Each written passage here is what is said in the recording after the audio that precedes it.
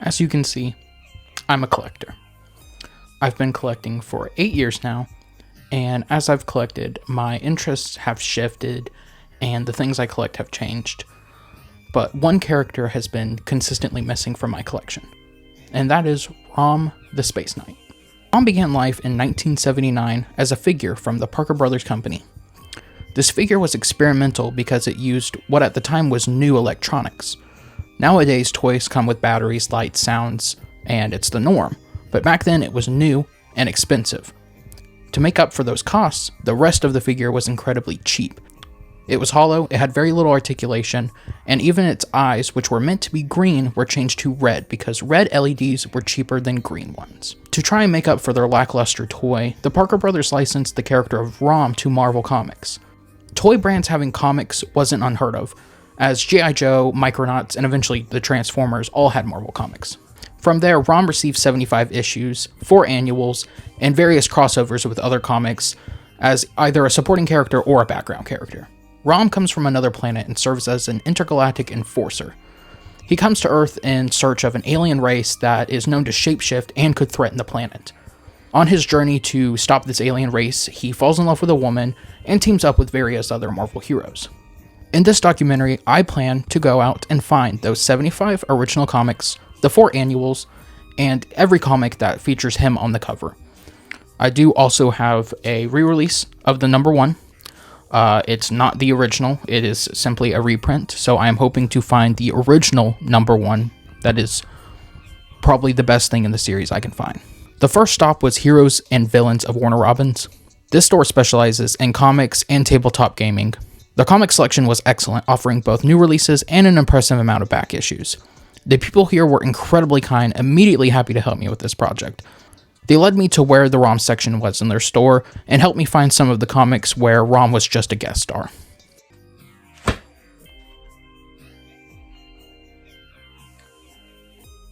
Heroes and Villains gave me a whopping 53 books. This includes the aforementioned number 1. Probably the best thing I could have found. I paid a little bit more for it than I would have liked to, but considering it's the number 1, it was very worth it. Along with this, I also got a comic featuring Ant-Man, Shang-Chi, Doctor Strange, the Incredible Hulk, the X-Men, and even Captain America and Iron Man. So why, if ROM has crossed over with all of these incredibly popular Marvel characters, is ROM so forgotten? No one knows who ROM is. So what happened? In 1991, the toy company Hasbro bought the Parker Brothers Company, and thus ROM was no longer a Marvel character. He became a Hasbro character. This led to ROM featuring in his own run from IDW and crossing over with the likes of the Transformers and G.I. Joe. James Gunn has stated in interviews that he'd like to have used ROM in the Guardians of the Galaxy movies, but because of legal problems, he was unable to. On that unfortunate note, let's see what happened at the second store. My second stop was Primetime Gaming in Macon. This store was definitely first and foremost a gaming shop. I didn't get a ton of footage because the place was packed full of people playing card games, most of which looked to be either Magic or Pokemon. But in the corner was a solid little selection of back issues and even some new releases. I managed to find 23 more books. Oddly enough, most of these comics were from the end of ROM's run, which worked out in my favor because I didn't realize the earlier store had given me mostly comics from the beginning of his run. So the two kind of met in the middle and gave me a solid amount from across his entire run.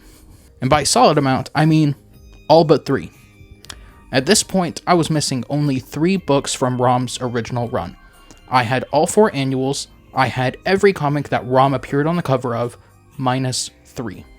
With that, I arrived to my last stop, the last local shop, Fanboy Collectibles in Macon.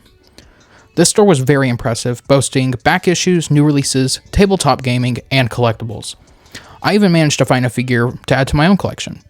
But ROM was the main goal here. The selection was small, no more than 10 books. But it didn't matter. They had the last 3. With that, the journey ended. I completed my goal. I got every ROM issue from the original run, every annual, every comic ROM appears on the cover of. It was fun to finally complete this collection. ROM is super important to me. He's a fascinating character, and it'd be my dream to helm a film adaptation of his story one day. In 2023, Marvel gained back the rights to ROM. So now, more than ever, the future looks bright for ROM the Space Knight, Marvel's forgotten character.